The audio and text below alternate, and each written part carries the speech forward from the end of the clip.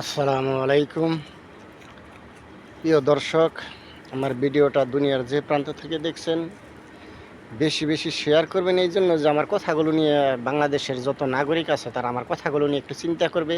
কারণ আমার দুনিয়াতে আমার কেউ দুশ্মন নেই, কারণ আমি শত্রু ভাবিনি, আমি মানুষের কল্যাণের জন্য কাজ করতে চাই।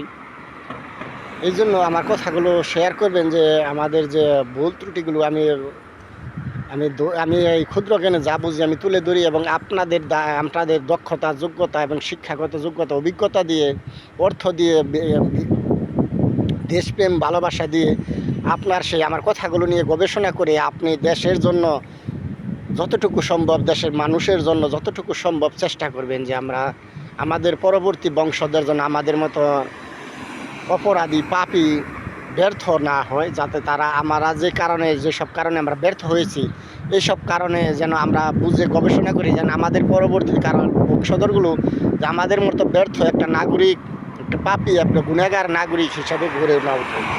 এই জন্য যে আমার পরিকল্পনা, সেটা আমি নিজের ক্ষুদ্র জ্ঞানে যে পরিকল্পনা হাতে নিয়েছি তা আপনাদের মাঝে তুলে ধরি। এই জন্যই হয়তো আপনার মতামত, আপনার অর্থ, আপনার সাহায্য সহযোগিতায় আমার যে আপনারা আরও দ্রুত গতিটা বাড়বে এবং এটা সফলতার মুখ দেখবে। এই জন্যই আপনাদের কাছে আমার এই আবেগ, আমার সে পরিকল্পনা আপনাদের মাঝে তুলে ধরি, দেশ ও জাতি নিয়ে যে পরিকল্পনা করি। আমি যে আজকে বিষয়টি তুলে ধরবো, আমার ক্ষুদ্র জ্ঞান, আমি দুই প্রকার শয়তান বাংলাদেশে আমি দেখতে পাই।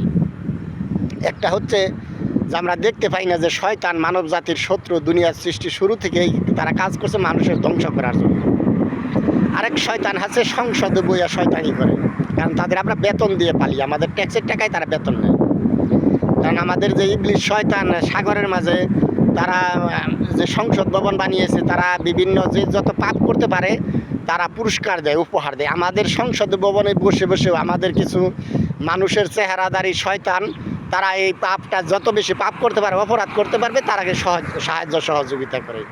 কারণ এটা আমি 53 বছরের ইতিহাস আমার এই ক্ষুদ্র জ্ঞানে আমি গবেষণা করেছি, তাই আপনাদের মাঝে তুলে দিই। দেখেন, দুনিয়ার মানুষের সবচেয়ে বড় জঘন্য পাপ হচ্ছে পরকীয়া, জেনা, ব্যভিচার।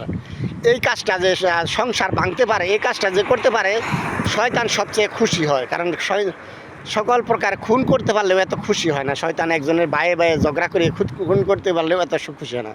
ঠিক তেমনই দেখেন আমাদের মানব চেহারাদারি শয়তান, যারা আমরা বেতন দিয়ে পালি, 53 বছরের ইতিহাস।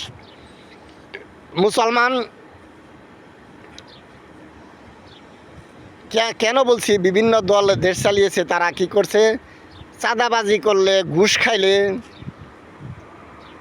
দুর্নীতি করলে, জেনা ব্যভিচার করলে, পরকীয়া করলে যে কি পাপ হয়, এটা কিন্তু সরকারের যদি কোনো যে 53 বছরের সরকার হচ্ছে, তারা এই সব বিষয় যে তুলে ধরতো, রিজিক সম্বন্ধে 4টা রিজিকের স্তর, কী কাজ করলে নারীরা, 4টা কাজ করলে নারীরা জান্নাতে যাইতে পারবে, কীভাবে সংসারটা টিকিয়ে রাখতে পারে, সংসারটা স্থায়ী হয়, এবং সংসারে সে স্বামীর সংসারে সফলতা হয়ে জান্নাতে যাইতে পারে, এ বিষয়ে কিন্তু বিন্দুমাত্র স্কুল, কলেজ, ইউনিভার্সিটিতে লেখা নাই।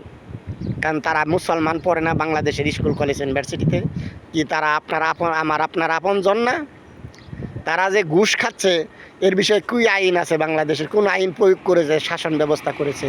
যে চাঁদাবাজি করছে, অসংখ্য লোক চাঁদাবাজ আছে, তাদেরকে ভোট দিয়ে পাশ করার উদ্দেশ্যই হচ্ছে তাদের দলের লোক যদি বাস করে, তাহলে আমি চাঁদাবাজের আমার সুযোগটা হবে, আমি চাঁদাবাজি করতে পারবো, আমি দুর্নীতি, টেন্ডারবাজি করতে পারবো, বিভিন্ন দুর্নীতি করতে পারবো। এই জন্য কিন্তু 53 বছর যাবৎ মানুষের ভোট দেয় কারকে, যে আমাকে দুর্নীতি করতে সহযোগিতা করলে, সরকারি টাকা চুরি করলে আমাকে কোনো শাস্তি দিবে না, তাকে ভোট দিই আমরা, আমার লাভের অর্থে, আমার জন্য। কিন্তু আসলে সত্যিকারে ইসলামে কি বলছে, আপনি যদি হারামভাবে টাকা উপার্জন করেন, সেটা ঘুষ খেয়ে হলে, সরকারি টাকা চুরি করে হোক, চাঁদাবাজি করে হোক, যেভাবেই হোক, আপনি হারাম উপার্জন করেন, তাহলে আপনার ঠিকানা জাহান্নাম, কারণ আপনার ইবাদত কবুল হবে না। তাহলে কি এই শয়তানের বাস্তব যে শয়তান আমরা বেতন দিয়ে পালি, তাদের কি, কারণ আমরা কি মনে করি যে দেখেন আল্লাহ তাআলা পরকীয়া যে করলে তার মৃত্যুদণ্ড দিতে বলেছে, জেনা ব্যভিচার যে শাস্তিটা সে কেন দিতে বলছে? কারণ আমার মায়ের চেয়ে 99 গুণ ভালোবাসে বেশি। কেন? তারপরেও কেন এটা বলছে? কারণ আপনি যদি পরকীয়া করলে একটা শাস্তি দেন, আর 18 কোটি জনগণ ওই চিন্তাও করবে না। কারণ আমি 98 সাল থেকে বিদেশ করি, 1998 সাল থেকে এখন 2024 সাল শেষের দিকে। তাহলে এই দীর্ঘ সময়ে পরকীয়া, জেনা ব্যভিচার চিন্তা করি নাই কেন? এই দেশের আইন আছে, আমার শাস্তির আওতায় যাইতে হবে।